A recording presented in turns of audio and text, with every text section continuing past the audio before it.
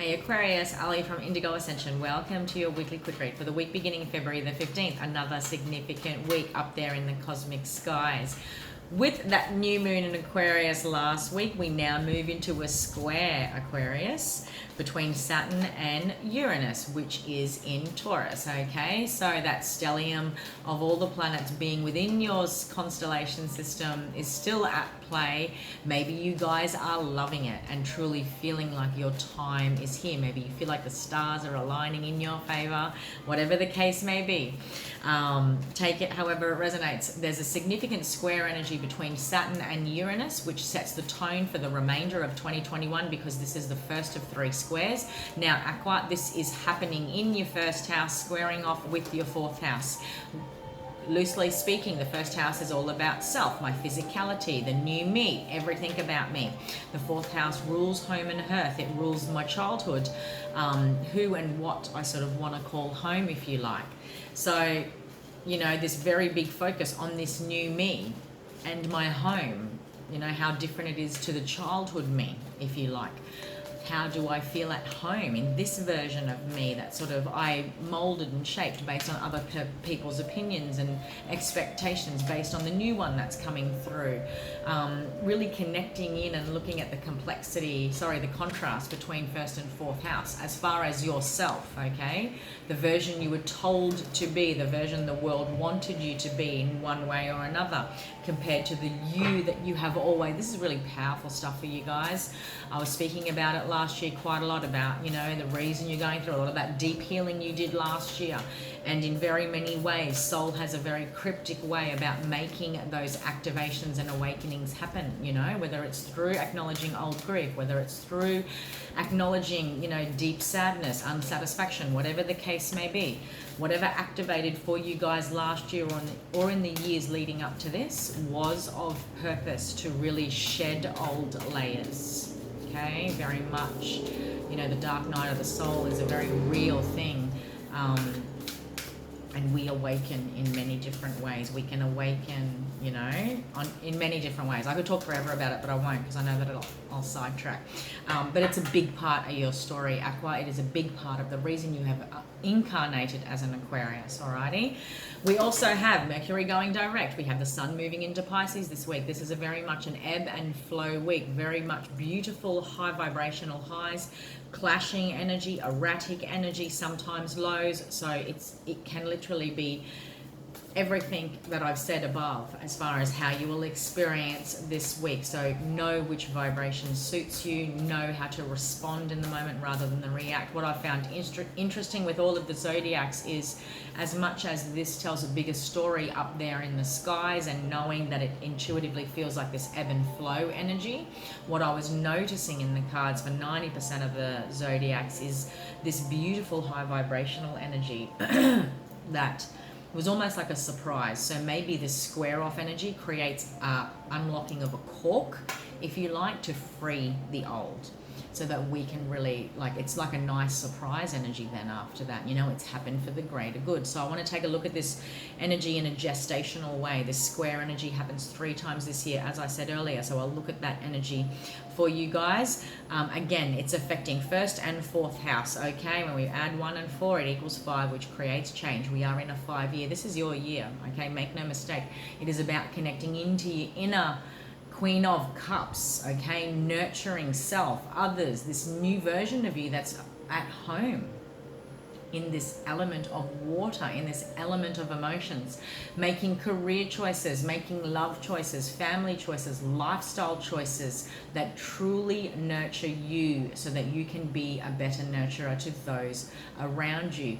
Maybe I'm connecting into many Aquarians that are noticing these themes in their life, choosing these things. When it comes to our first house, our physicality, addressing, because you guys are the water bearer. You really do have the greatest potential to master your emotions and master your mind. It's actually, you know, that's the makeup of your zodiac.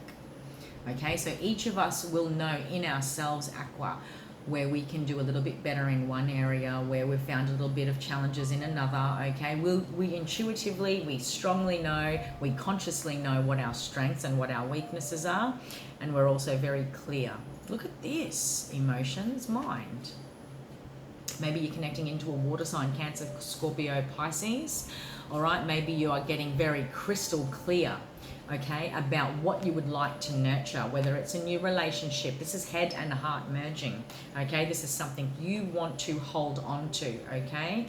It's a new beginning that you want to see create something later on. It's a new commitment, a path that's here for the long haul, okay? Probably it took a little bit of courage to embark on. Maybe you had to really embark on this journey that saw some towers fall down before you could truly connect into higher self's guidance about these fourth house themes. Wow, interesting. I could go forever. Marriage, like commitment, courage, just strong commitments. It could also be in relation to career, a career that you love, something that opens your heart, something that requires you to experience heart space, something you want to hold on to and continue to invest in, okay? Let's take a look at what the cards say, my dear. In the recent past, you certainly, oh, come on, Aqua. You can do it.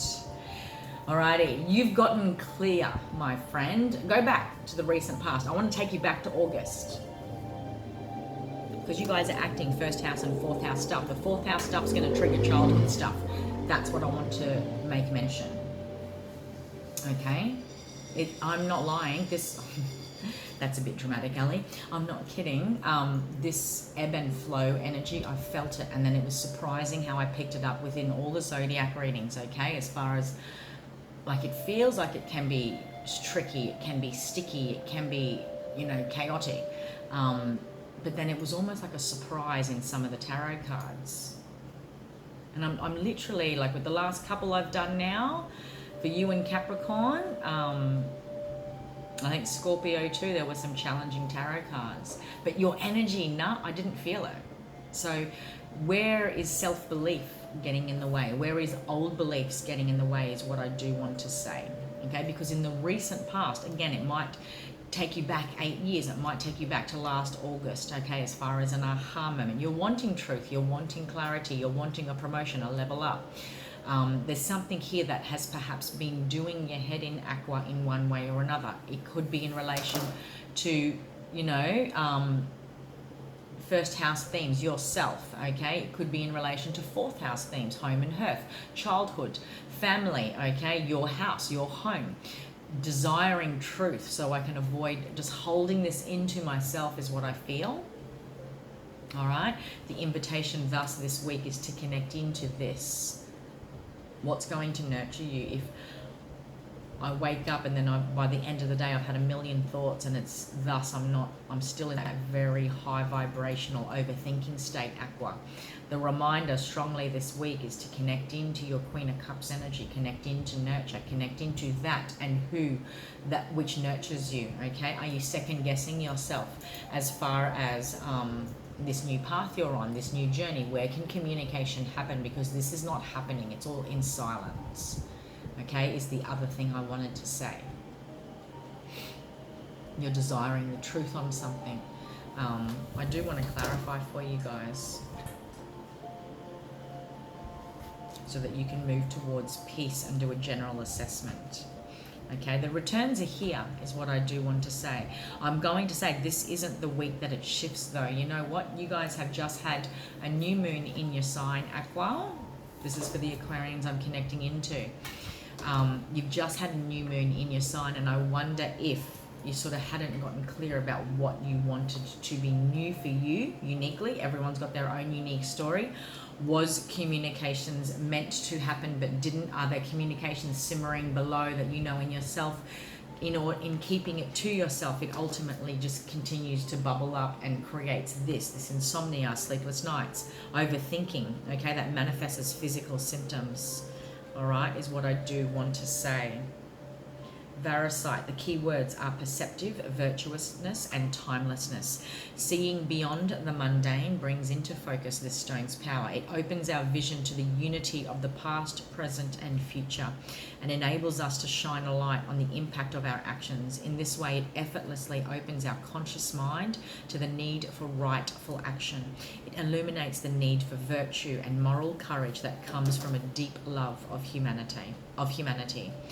Varicite sustains us in our fight against despair, especially that brought on by illness. It helps both the invalid and the carer to maintain hope and encourage healing.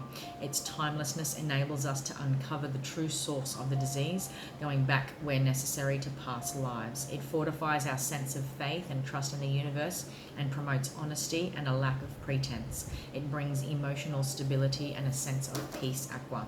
Drawing this card signifies a need to be still and open to understanding and being true to the self.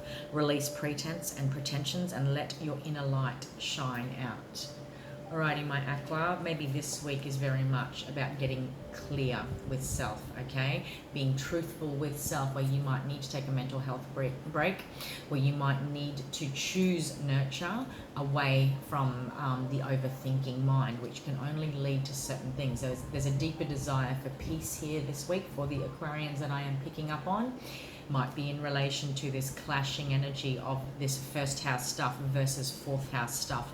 Fourth house rules home and hearth, your house. This new version of you, where you live, where you're wanting to live. Maybe this is literally housing stress, okay? Finding accommodation. Take it however it resonates. Overthinking this thing is only going to lead to more stress, all right? So I do want to say, by connecting into anything, self-love activities, choosing to stop thinking about that when nothing can be done, especially if it's 11 o'clock at night and we can't literally call anyone or any place to create action steps, yeah? That is the time to switch off and choose nurture, okay? This week is a powerful week for you guys to choose anything and anyone that feels like nurture, all right? So that you can do a practical assessment about defining peace and what it would mean to move towards peace. Okay, I do feel I'm connecting into many Aquarians that feel a little bit stuck in their circumstances. This new version of yourself versus the version of you that you play at home, and desiring peace and moving away from that on some level or many levels. All right, Aqua, that was your quick read for the week beginning February the 15th.